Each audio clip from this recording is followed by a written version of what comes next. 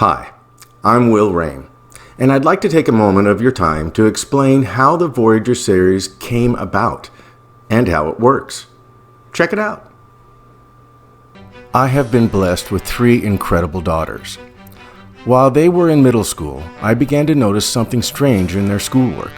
I saw that their homework was nothing like the homework I had when I was growing up. Most of their homework was centered around passing a test. That was required by the state, which made sense until I did a little research. I learned that the tests are designed to rank a student's overall intelligence. I also found out that pressure was placed on the schools to make sure everyone passed, or the school would lose funding. I decided to become a substitute teacher and see how teachers were dealing with this issue of teaching a canned curriculum. I was amazed at what I found. Students weren't benefiting from a creative, well-rounded education. Teachers could no longer focus on teaching, but were forced to deal with students in a totally new way.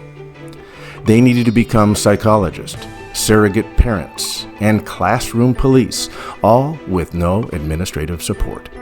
I could go on and on. As a country, our public school educational system is now ranked at the bottom of the list of industrialized countries. It is broken.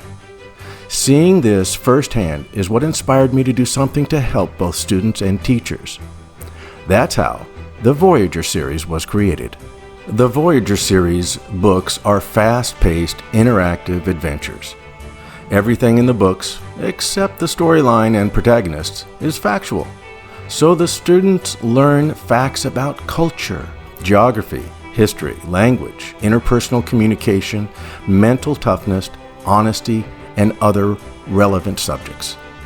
My challenge was getting all students interested in reading books, because today's students are more computer savvy and tech dependent than ever before.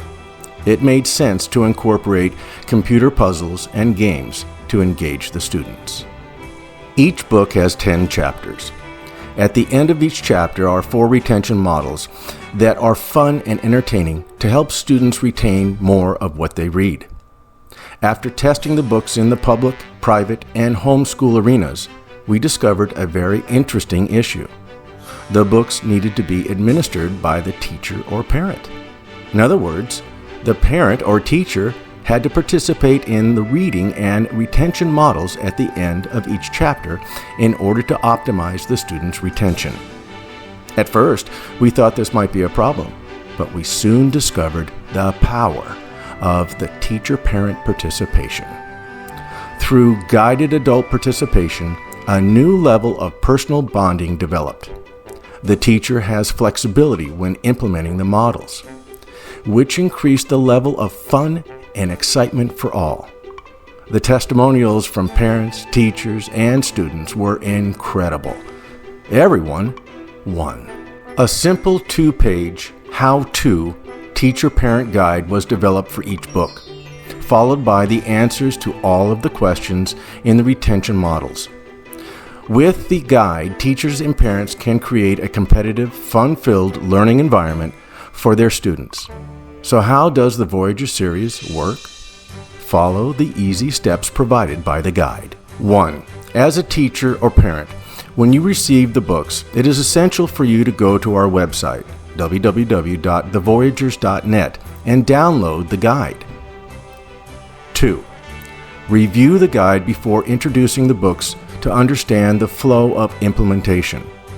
Once you read and understand the general concept, you might also come up with additional implementation ideas. 3. Make sure that each student has their own copy of the book. 4. Explain to the students how the process works, so they are clear regarding the ultimate objective. 5. If you have multiple students, you can divide the class into teams. However, you can also have students work individually. Let's assume you divide your students into equal-numbered teams.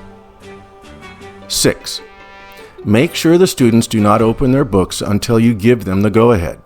Explain that each student in the team is responsible to read 1 page out loud to their team and then pass the book to the next student to do the same.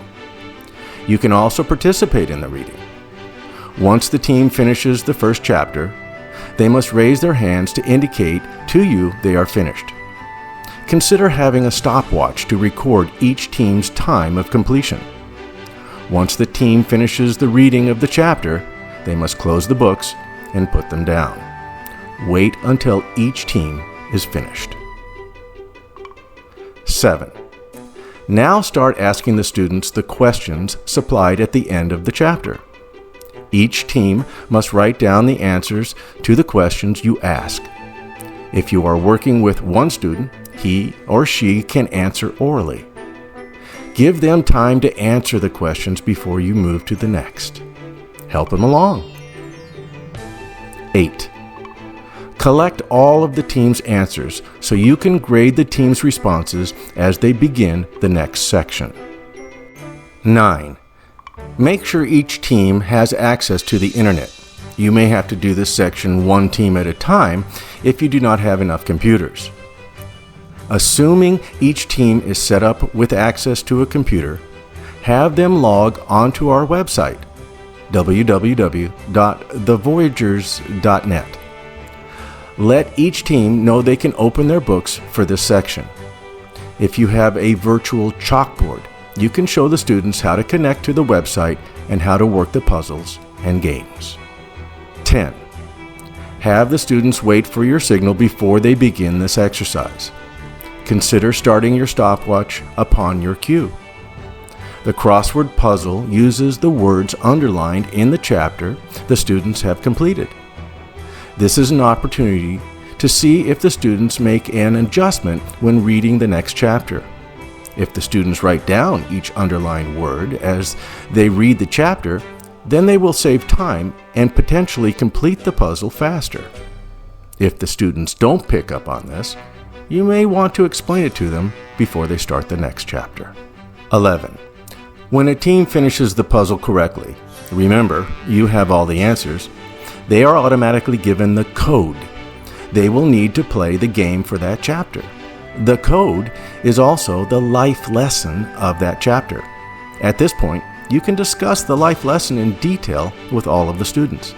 It is amazing to see how intently they participate in this aspect of the program.